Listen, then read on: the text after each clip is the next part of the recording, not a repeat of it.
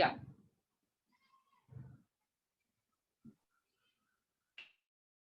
Right.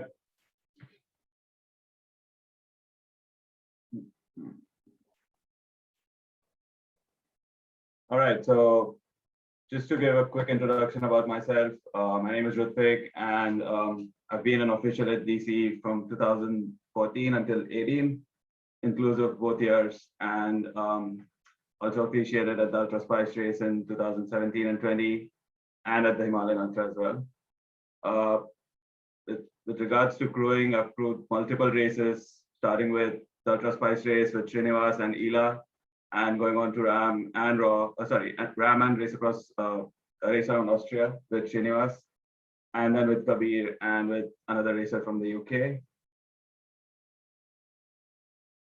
With regards to the rules, let's just quickly have a look at what the guiding principles are. If you look at any of the documents that we have published on the website, the first part always talks about the guiding principles, and you'll see that it's common across all of our rules and regulations. So these principles are basically the values that define what we do and what our activities are based upon. So if you look at the first guiding principle, it says that it is the safety of all persons involved. And by that, we mean that we want to ensure that all people, including our racers, crew members, officials, and most importantly, the bystanders, are safe in every way, and that you are aware of your environment while racing. We understand that racing is very hectic and challenging, and we might lose sense of where we are and what we're doing. So it is really important that we keep in mind of what's going on around us while we're racing. The second guiding principle is to run a clean and healthy race with level playing field. As much as we like to promote a competition at DC, and it's getting challenging every year to win the race and to challenge their own timings, it is also important that we keep in mind that we want to create a race that is healthy and provides an atmosphere of a healthy competition for everyone, which means that the responsibility of providing a level playing field lies on all of us, not just the race organizers, but also the racers and the crew, to ensure that we respect each other as competitors and not as rivals. The third is we want to create a race that is that complies with international standards. And one of the big reasons why races like the Deccan Cliffhanger are extremely popular in India is because of its standards.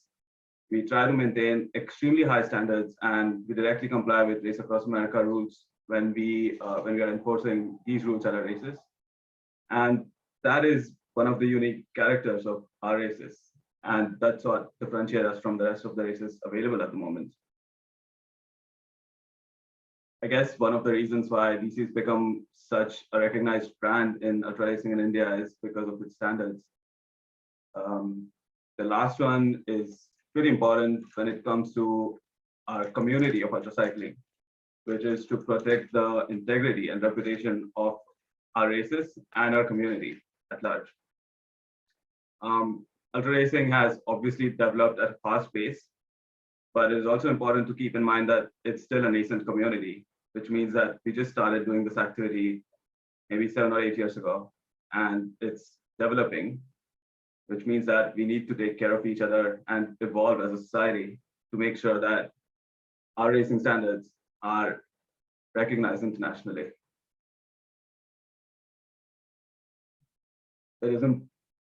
Why I'm explaining the guiding principles is because all of our rules and regulations are based on the guiding principles, which means that in events which are specifically not covered in the rules and regulations documents, our officials will use these guiding principles to reach a decision.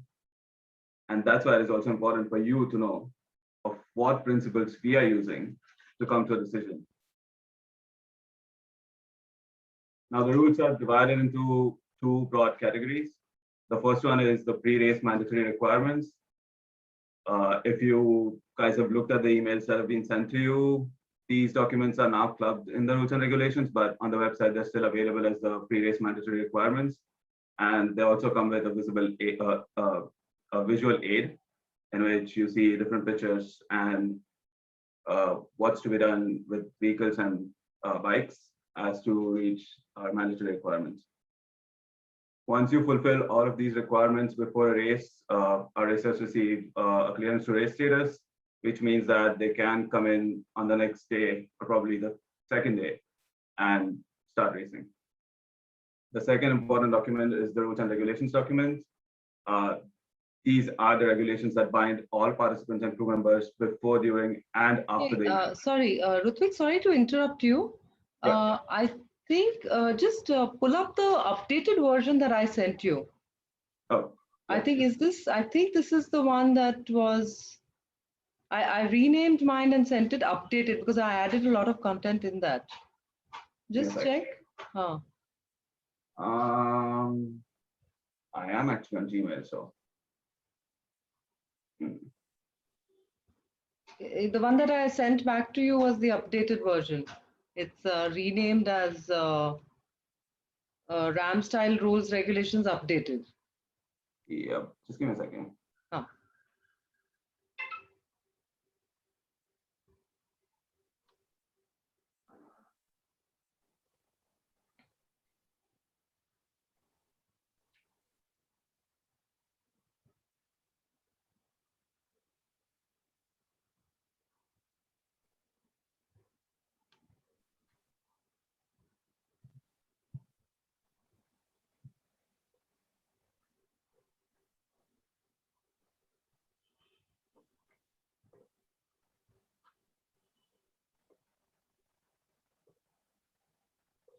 Yep. Yeah. So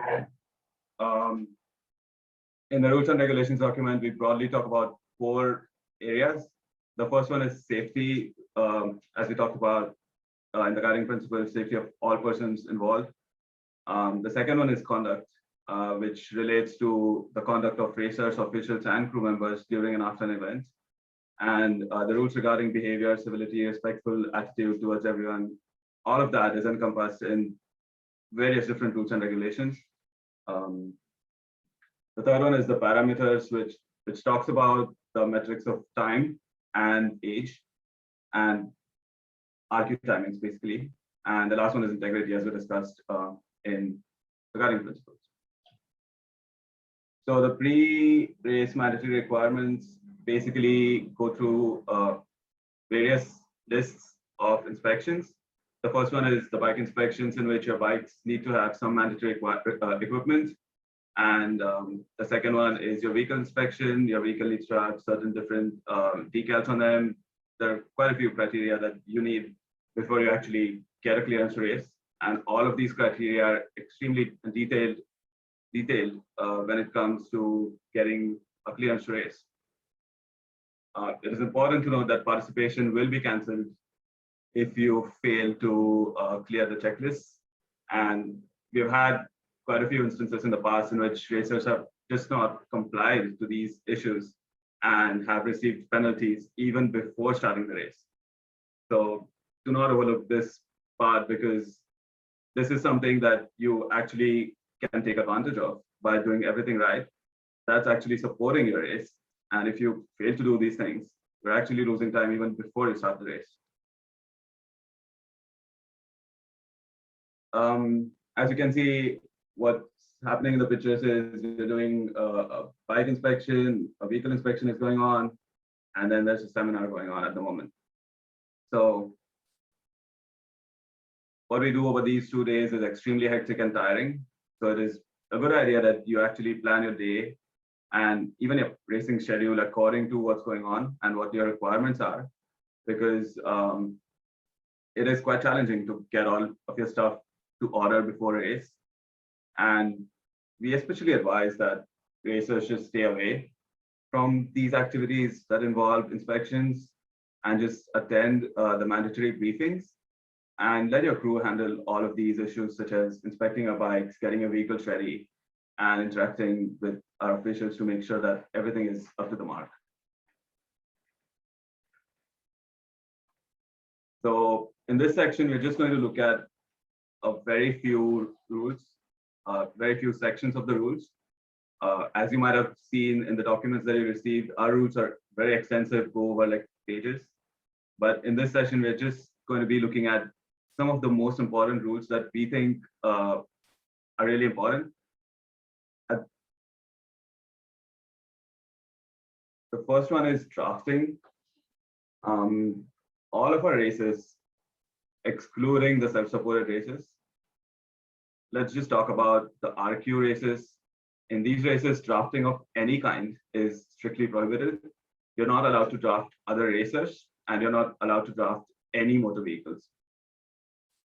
When it comes to riding with different racers in a race, riders must maintain at least a distance of 10 meters between each other and other vehicles, which just ensures that we maintain a cushion of draft. And drafting is one of the most serious violations that we look at, and there's absolutely no leeway when it comes to drafting, which means that we do not give out warnings. There's an immediate disqualification for drafting related issues. So make sure that it's your responsibility to make sure that you are at least 10 meters away from other racers and considerably away from other moving vehicles.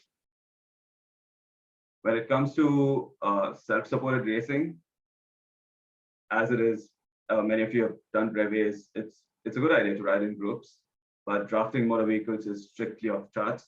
You're strictly not allowed to draft any motor vehicle at any time.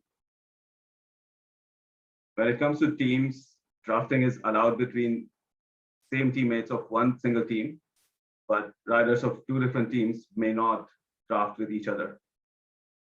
And team members can support, obviously, team members are encouraged to support other racers while not riding, but it is important to keep in mind that the crew is not allowed to race, is not allowed to ride a bicycle on the course of the race when the race is going on. So all of these minute details are actually listed in the section 9 and section 13 of our rules. So make sure that you read through each line and ask questions at the end.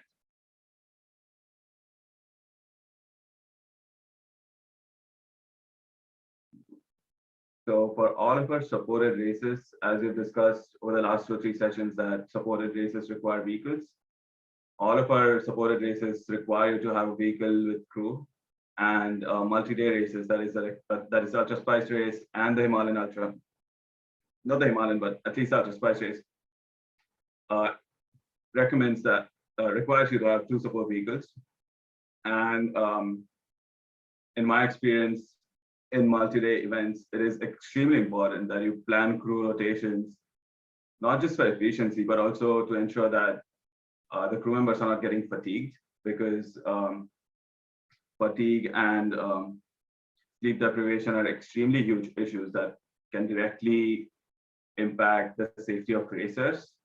As you can imagine, the crew is absolutely driving exactly behind the racer, for that matter, for the entire duration of the race, which means that one drowsy head at the wheel could end up in a rider being run over, or even worse. So it is extremely important that you look at this critically and have a good factor of safety when you're planning all these things. We're going to talk about leapfrog and direct follow, but just as I talk about support vehicles in daylight hours, you can provide leapfrog support to ensure that you're not blocking traffic, or if you need to pick up supplies, refuel your vehicle, stuff like that. And during nighttime hours, it is mandatory that you provide direct follow support to your racers. So let's have a quick look at what direct follow and leapfrog is.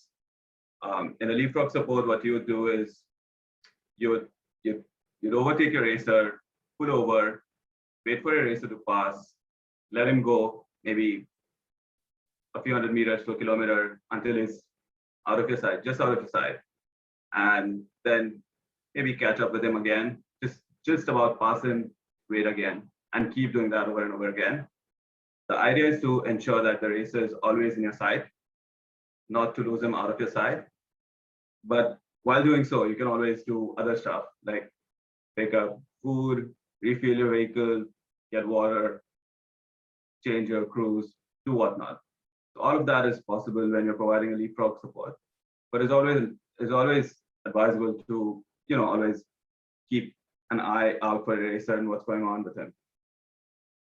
What a direct follow support is, you always continuously keep following the racer right behind him in your vehicle. That's what direct follow is basically. And as they say is that during nighttime, so each race has a different nighttime because of the different geographic locations and the day of the year. But I think it's standard now from 6 p.m. to 7 a.m. Yep. So 6 p.m. to 7 a.m. is nighttime, and at nighttime, direct follow is mandatory. What this means is that if your vehicle has to stop during the night, your racer will have to stop during the night if there's just one vehicle. If there's multiple vehicles, you can swap the vehicles and keep going. But that's one downside of having just one vehicle.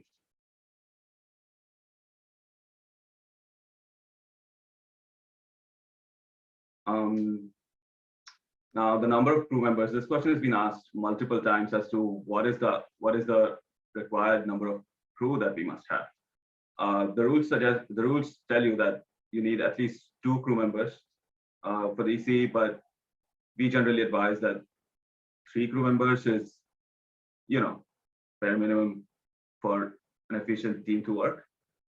The same goes with placing crew members in a vehicle.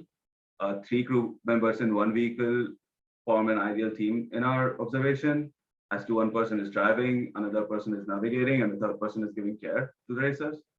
And that has seemed to work best in my experience as well.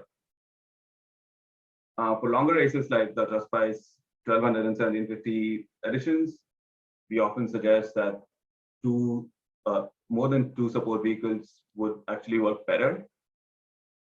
And which means that it's really easy to swap crew members, create 2 different duties like an active and off-shift team of crews, and make sure that each crew is getting enough sleep and break and rest. And the racer still can continue without having to stop for all these changes. Lastly, it is very important that officials are observing, not just the racers, but also the crew members.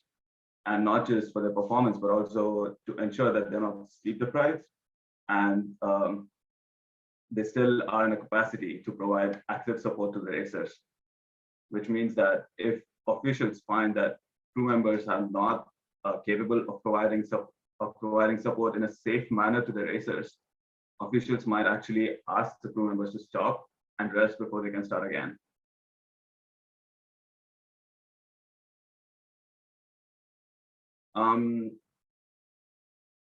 A lot of you might have already seen a lot of pictures from RAAM, from Race Around Austria, and many professional races as to providing support as how that happens.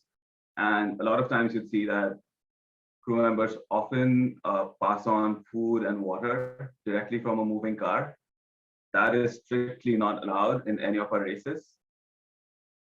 The simple reason for that being our roads are just not wide enough, and it's just not safe enough for us to perform that kind of activities here. I'll repeat that in any of our races, we do not allow any people to pass anything from a moving vehicle to a racer. It might be a bottle, food, nothing. If you want to pass anything to a racer, the person passing on that thing has to be on the ground, on his feet. They might run with the racer if they wish to, but nothing has to be passed through a moving vehicle. A lot of people have actually, said that people do this all the time in all international ultra races. But keep in mind that our roads are so much crowded that it's just not safe for us to practice this stuff here in India. This is not a rule, this is just some practical advice as to how to choose a spot for providing handoff of either water or food.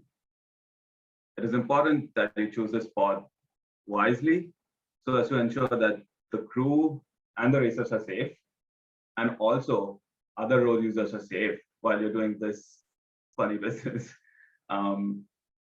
So some guidelines are to choose a spot that has a wide shoulder and to ensure that your vehicle is completely off the road. And then you have space to run around or move around the side of the road alongside your racer. You need to make sure that the spot is visible from a distance. Why is that necessary? Is that racers, as they approach the crew members, should be able to see what's happening. They need to know that you are actually waiting there to pass them something and not just waiting there to support them, cheer them. So it's really important that you stand at a location that is actually visible from a few hundred meters behind so that the racer can actually see you waiting with maybe a drink bottle as he approaches you. And then he can prepare himself to actually get it from you and give back a bottle or whatever that's happening. And it's also advisable to find a spot that has like less road traffic. It will just ensure that your riders are safe, because while exchanging bottles or picking up food from a stationary person, your rider is actually looking off the road. One of his hands is off the handlebar. So there's just a very risky situation going on here. So to just make sure that everything is safe, try to make sure that it's a straight road, there's no turns. You have to just look for a spot that looks safe. And lastly, in my personal observation, slight uphills have been worked best for all the races that I've worked with. It just means that it's easy for crew members to catch up with racers while they're running and hand off and pick up stuff from them. It also is very easy for racers while they're doing a gentle uphill to actually come in an upright position and take off their bottles, take off their jacket, maybe pass it on to the crew members that are on the ground.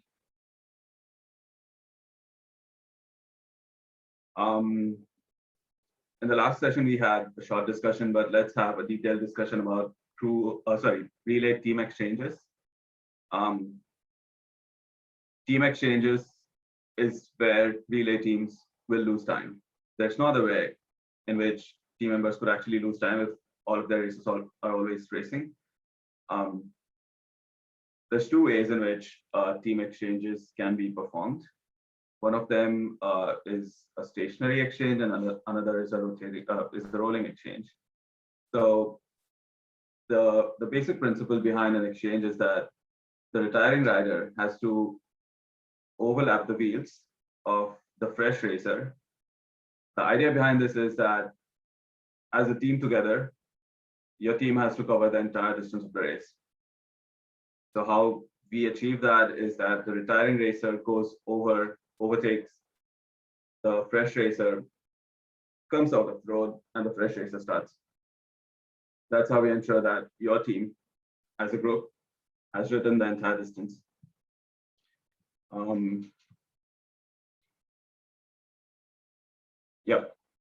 So this slide basically details the two types of exchanges. The first one is stationary exchange.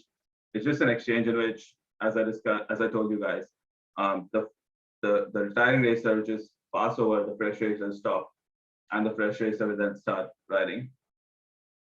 This is one of the slower kind of an exchange that can happen. And during nighttime, if your team has just one vehicle, it is absolutely necessary that you perform a stationary exchange because there's no other way of doing it. The second type is the rolling exchange, in which, again, the idea is the same, that your team has to ride the entire distance of the race. How you achieve it in a rolling exchange is that your fresh racer comes off on the road, he waits and looks behind as the retiring racer is approaching. As soon as the retiring racer is in a few hundred meters range of the fresh racer, he starts slowly pedaling, gets on motion, and starts riding towards the finish. And the retiring racer will slowly catch up, overtake him, go on the side and wait, and the fresh racer will just start pedaling full on. This exchange is possible only during daytime, as we discussed a few minutes ago. If you have just one vehicle, if you have multiple vehicles, teams can actually do rolling exchanges at night time as well. What that will entail is that the retiring racer and his support vehicle is approaching the fresh racer who's waiting with his own support vehicle behind him. Both these units are moving and they overtake each other and start as if the cycle alone were doing this. It might be a bit complex to imagine this, but I'm working with someone to create an animation of this, and you might have that in a week maybe. So you actually get to see a bird's eye view of what's actually going on in these exchanges with and without vehicles. So we might have both of these done in a week or so. So, yep. And the last section is the special rules. Special rules are something that is unique to each of the races and each editions of each of the races. These rules apply as a result of something that's very specific to that route or something that's very specific to that race. So at some editions, we've had the race going, the Deccan Cliffhanger going through extremely narrow sections up in Mahabaleshwar. So issues like traffic and congestion and all of that entails that we need to have certain specific rules. So it is important that you know this section and read the special rules for each of the races, because all of these change at every edition and change for every race. These rules will be explained in detail in the pre-race briefings. But again, if you have any questions regarding to special rules, the race briefing is the best place to ask these questions. And yeah, I guess that's pretty much it about the rules and regulations from my end. Hey, thanks, Rutvik. We'll do the Q&A after I finish with the self-supported rules. Awesome. Yeah. So I'll just go over that.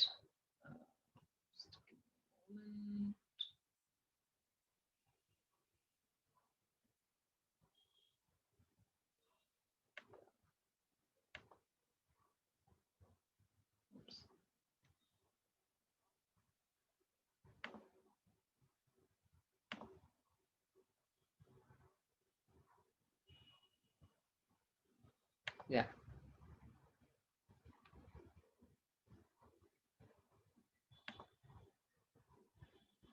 Okay. So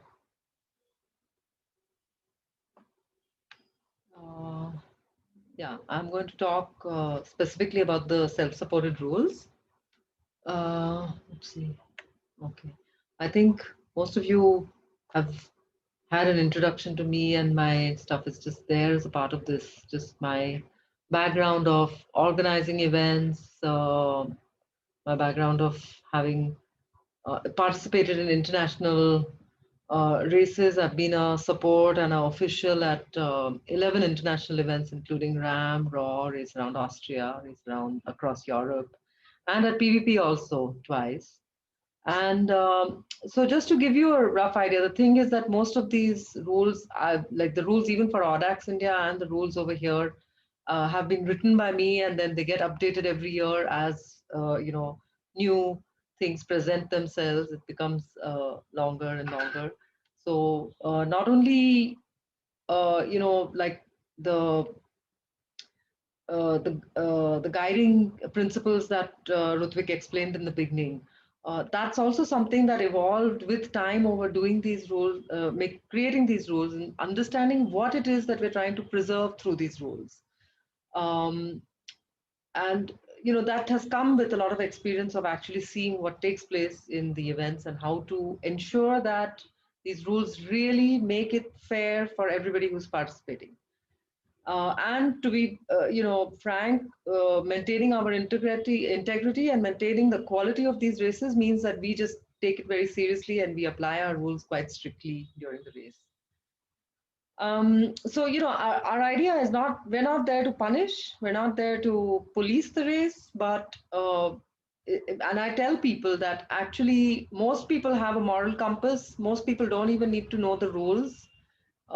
In the sense of as far as cheating or integrity issues go, but there'll be that one person, and that's all that we're looking for. The other things are sometimes carelessness, sometimes you make a mistake, etc. So those things we make room for those kind of errors, but out and out cheating issues we deal with really strongly.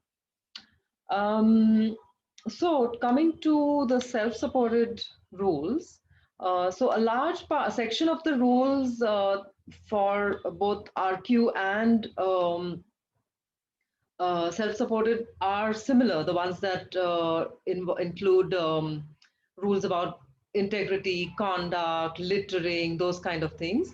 But in self-supported, there are a few things that are a little different. One is that in the case of drafting over here, what we do allow you to do is to ride with each other. Um, but drafting, so the rule is drafting of any human powered vehicle, bicycle or other, that is not participating in your specific category is not allowed. What and category, in which case we're not talking about a category of gender or age, but we're talking about a self-supported racer riding alongside or drafting an RQ racer. That is not permitted. Or a relay team is going on and a self-supported racer is tagging along. That kind of thing is not allowed. Nor do you ride together with them, nor do you, because then you're getting a certain advantage of being with a RQ or RAM style racer. So that's the category that this refers to. Um, and the other thing that is about traffic violations. So with RQ and relay races, because there are support cars and support cars are also following the traffic laws, uh, it's kind of easier for us to see a car, a crew-driven car making a traffic violation. And of course, we have traffic violations is a penalty in the RQ rules for the vehicles. Um, as for the cyclists, but basically for the vehicles who are supposed to be making sure that the cyclist and themselves don't break the traffic laws. In case of self-supported, because the racers are on their own, um, you are expected to follow traffic rules to the T. So if we observe a traffic violation on the part of a racer in self-supported, we will issue penalties over there for doing that, breaking a traffic signal, doing something else. So this is something that doesn't come up in RAM because you have a car with you as well. And if the car breaks the traffic signal, it's going to get. But in the case of cyclists, because in India, cycling rules and laws are not that clear, but we are very clear about it that if you're doing something unsafe, we're not going to, we will give you a penalty. Then we come to drafting. I think I've already mentioned that. Oh yeah, no, this is a special rule for self-supported racing. Is that racers within, so, often racers sign up in a group of 2 or 3 people who are planning to race together, who are, buddies already doing events together, who plan to race together. And so we do permit in self-supported, we do permit racers to race along with each other, to draft each other, to help each other, etc. But it is a race. And because it is a race, at any time, if the people who are racing for the podium, they're competitors and they haven't signed up with each other to be buddies, this rule has been designed for that. If somebody says that I don't want my competitor taking advantage of me, it is explicitly understood that this has to be by mutual consent. And if any one of the two riders says that the other person cannot draft me, cannot ride with me, that has to be respected. And if it is not respected, if a racer may even complain to us and say, look, this person is kind of tagging along with me and that's not okay. And then we will come in to do things. We ask you to, ensure that you take care of this on your own. But if not, this is something that can be brought up to us to deal with.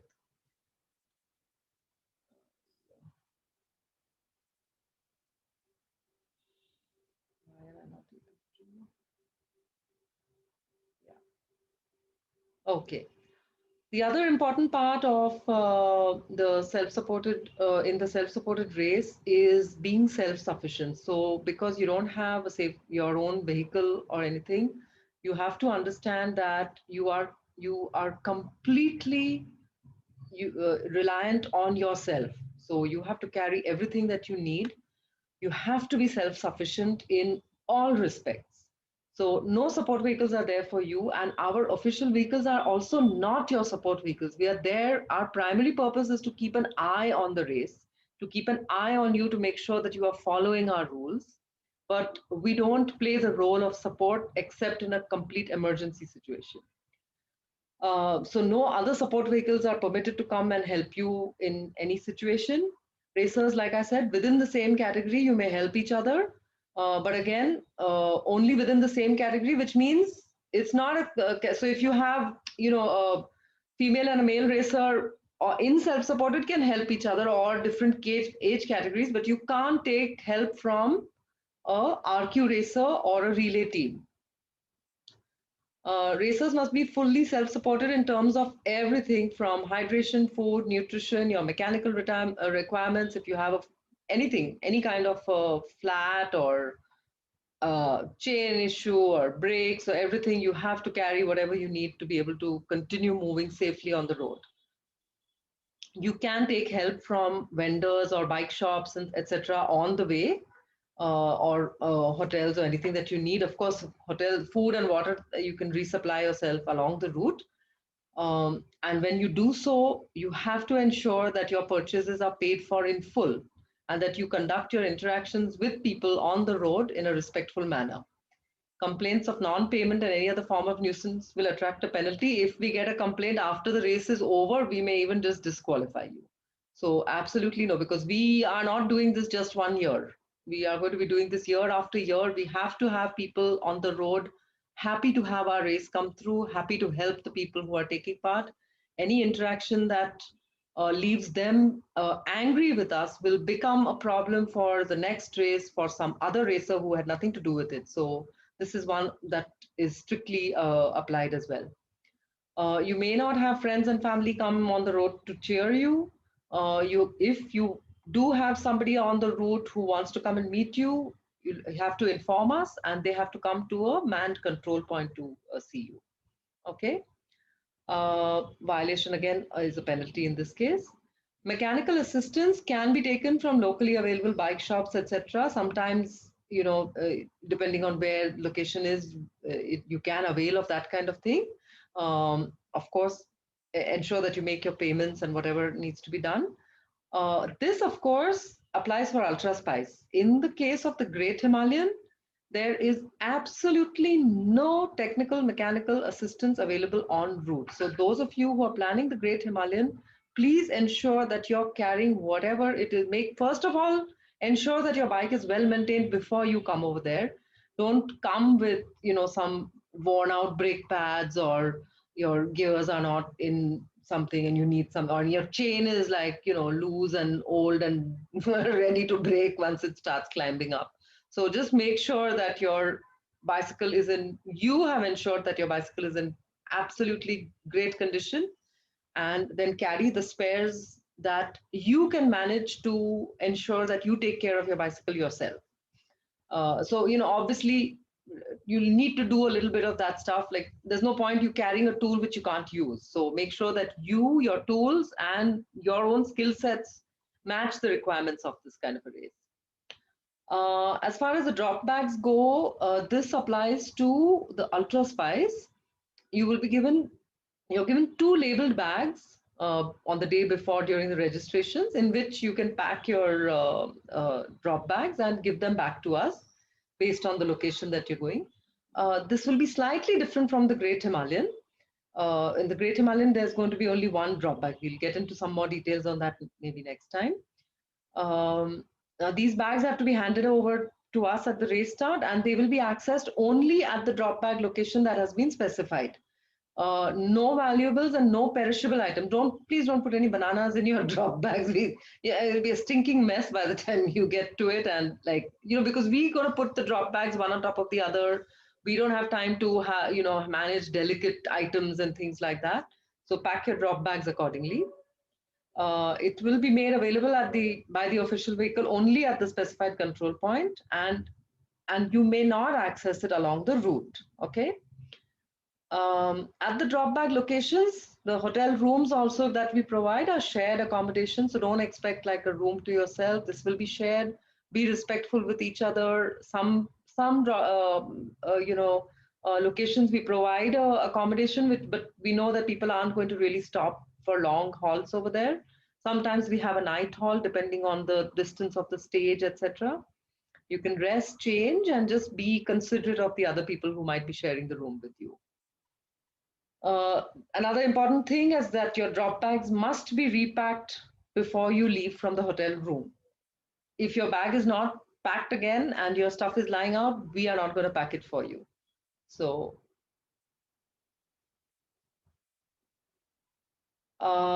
again, just a little bit more about the support, vendors, and resources on the road. This is kind of similar even for the RQ.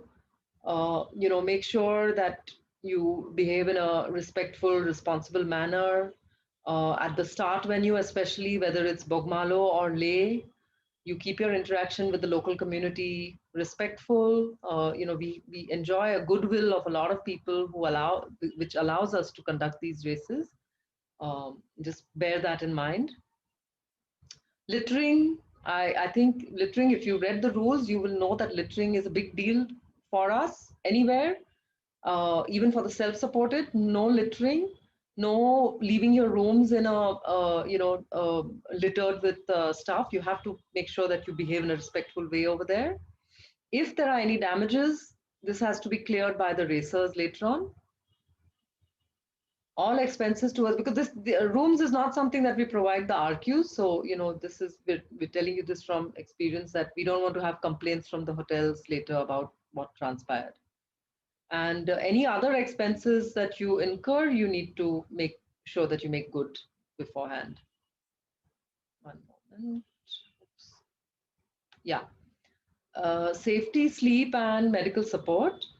So again, in a self-supported race, you are entirely responsible for your own safety. Now, the thing is, in a RQ, you have a crew looking out for you, and you've got your whole team and the whole sync going on. But in the situation where in a self-supported race, you really have to be far more aware of your safety and how sleep deprived you are, what your actions are during this, because really there's nobody else looking after your safety other than you. And I'm, repeatedly telling you, the onus and the burden of your safety lies on you. You can't look towards anybody else to assure that. And we want you to take that kind of an attitude towards your own safety, that you are looking after it and you don't become dependent on anybody else to, tell you anything on that, in that respect. So decisions about whether to rest or not, or whether, you come up, like you have a health issue in a high altitude race, uh, at some point you might need to just take a decision to quit, because it's just safer to do so rather than continue. So you have to attend to these in a more responsible way. The safety rules prescribed. Okay, so there's a slight variation in the rule A in Ultra Spice, because no,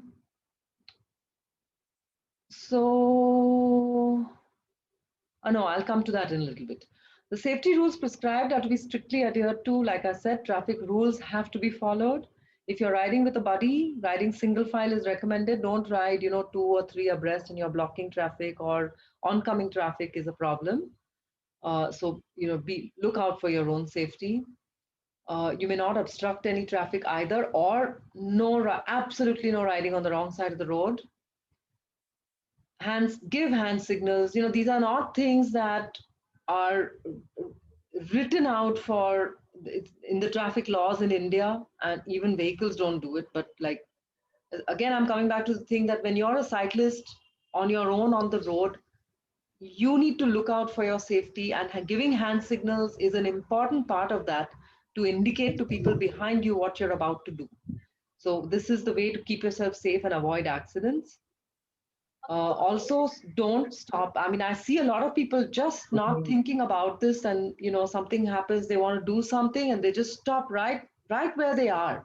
You have to pull right off the road before you come to a standstill.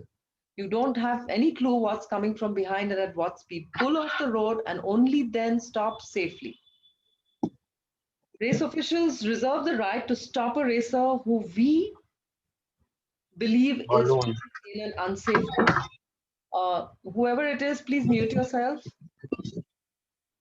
So this rule is, if we're going to observe racers and if somebody is just being careless about their own safety, we reserve the right to stop that person and remove that person from the race, because we don't want the onus of your unsafe behavior creating a problem for you or anybody else. And we'll only allow a racer to continue if we are satisfied about their ability to understand what we mean and be able to apply rules of safety to themselves repeatedly. If we see somebody repeatedly doing something which is unsafe, we will actually disqualify the racer to prevent harm or injury. And finally, this verdict of whether something is safe or unsafe is not going to depend on what the racer says is safe or unsafe, but on what we observe to be safe or unsafe. Night halt for sleep is provided at the turn point, or in the case of ultra spice, it depends. So in the case of the Himalayan, we absolutely do not recommend taking a long rest break anywhere on the route, because you're at high altitude.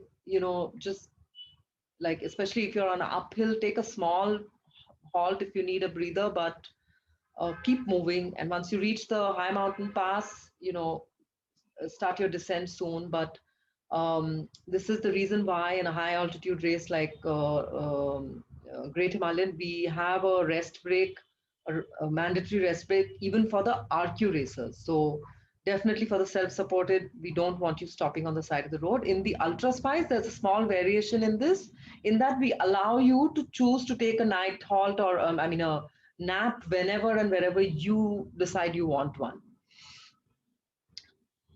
Race officials reserve the right to pull a rider off the course and order them to rest if we feel that you're suffering from sleep deprivation or riding in an unsafe manner.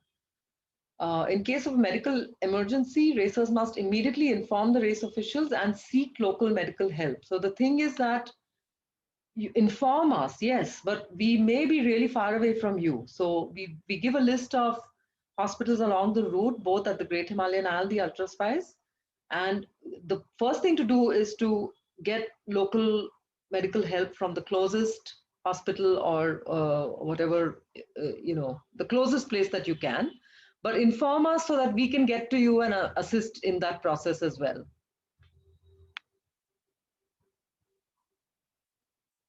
Sorry.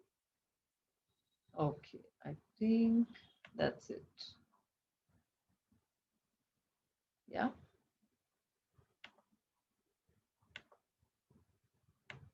I'm just checking whether. Yeah. Okay. I'm done with the rules and regulations of the self-supported. Both these things are over. Let's give this 10 minutes of Q&A. I suggest whoever wants to ask a question, just raise your hand on the screen, and I'll call out your names one by one to ask the question. Yeah, Mahesh Kinney. Hi Divya. This question is for Rutvik. He had mentioned about pedestrian handoff has to happen when the vehicle has to go off road. But is it mandate that hello? Yeah. Is it mandate that the racer's foot also should be on road, or he can take the water bottle or food just while riding? So the racers can keep moving at all times. If you wish to, you can run alongside the racer and hand it to the racer. The racer does not need to stop, but the crew members handing over the stuff to the racer has to be on the ground. Okay, got it. Thank you. Any other questions?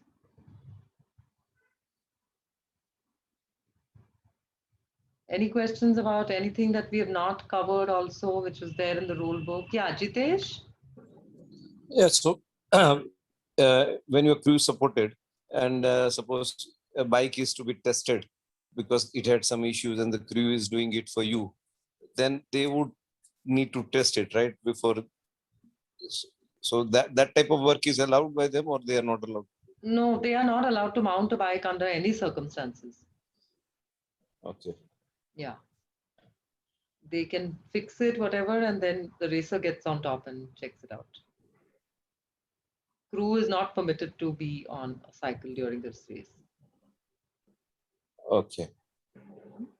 So we have a standby bike, right? And we are using the standby bike, and the other bike, which is the main one, has developed some snag, and they are attending it. It's a daytime. Then also they can't do that, right? No, Okay. they can't ride the bike at any time for any reason. Thanks. Okay. Chaitanya? Hi Divya, I have a question related to drafting in unsupported race. Let's say we have a situation where 2 or 3 people are riding together, and I want to draft them, but they tell me that they don't want me drafting them. But that in that situation, I'll be in a disadvantage, right? So how do I have to handle this kind of a situation? You have to ride stronger, train harder, or find yourself buddies to ride with. So the thing is that, they are riding together because they have an equation with each other that they may be riding buddies since years. So they have a right to each other, right? You don't have a right to their support for you. But it's a race, right? I'll be losing advantage just because they're drafting and I'm riding solo. It is Yeah. under the disadvantage. So the rules are not like to my favor in this. Well, let me just quickly add that you're not at a disadvantage. I'd rather say that they are at an advantage because they formed friends and they chose to bring their friends to the race. So if you want an advantage, you're free to have that advantage by creating that kind of relationships. Yeah, you're free to do it. Yeah, yeah, good point. You're free to do exactly what they are doing. Okay. Cool. Yeah. Sankara? Yeah. Hi, Divya. Yeah. I'm planning to ride unsupported. So could you just talk about the days leading up to the race itself? Like for relay teams, etc. You have the bike inspection and whatnot, and you have made it clear that we need a 10-day acclimatization, etc. So briefly, if you could just tell me how those 10 days, the day before the race, etc. is, it would help me plan up. Okay. So this is more specific to Great Himalayan. In the Great Himalayan, the 10 days are spent for acclimatization. So the first couple of days, you're not going to be able to do much. And we send out some guidelines about what you can do. So there is a set of things, a kind of plan for the 10 days that you can do. First couple of, and I think probably, Kabir would be a great person to answer this at the next session. Okay. But roughly, you just the first few days, you just wait for your body to settle down in that thinner at this thing. And then after a couple of days, you can start riding a little bit. Don't do too much in any case. Yeah. And check yourself. And I think, so we'll have Kabir answer your question in detail next time. All right. He'll be the best one to do that. Cool. Yeah? Thank you. Okay, thanks. And I'm going to quickly turn to Greeshma, who is got her video on from Leh. Just a minute. Hi. Hello. How are you doing? I'm good. Waiting for you all to come here. Yep. So I think it's time to, and hi, so good to see you. Hello, hi, how are you? I'm good. So we have a whole group of racers here who's kind of waiting to do the Great Himalayan, and we're doing these sessions for them, and we're really looking forward to the race. So just for everybody, this is Vaseem with Greeshma. Hello, hi. Greeshma runs the hostel Den Rovers, and Vaseem is her partner and our partner at Inspire India for the Great Himalayan race. And it's been a gap of a year. We're all looking forward to this. So where are you right now? I'm at Semo Castle. Wait. gosh. Oh, wow. Yeah. They're like just doing some time pass here and then. It's better to show you Leh City before you come.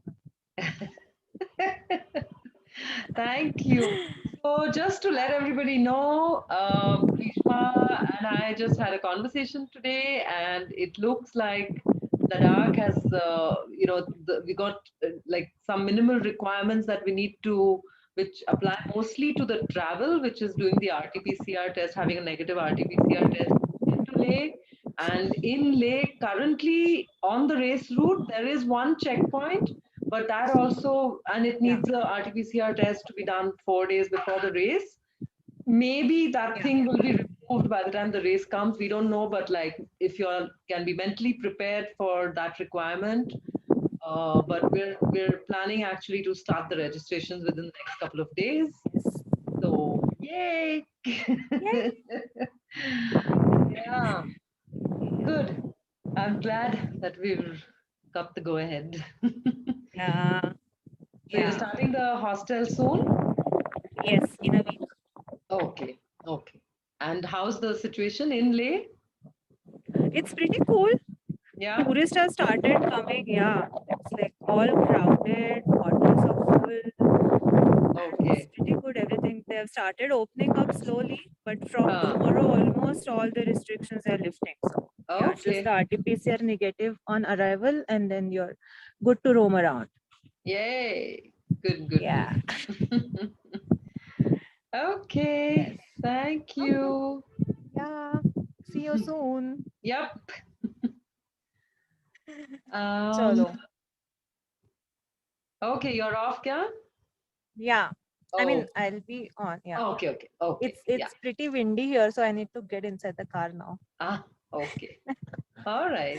Yeah, thanks. Yeah, So the okay. next Yeah. week's next Sunday session will be detail on the Great Himalayan and the route. Yeah. Yes. Yes. Yeah. Okay. Okay. Yeah. Thanks. Okay. Chalo. Bye-bye. Bye. Bye. Okay, sorry, we just thought we'd do that little bit thing. Okay, so we're done with the Q&A for the both the sets. Now I'll just move quickly into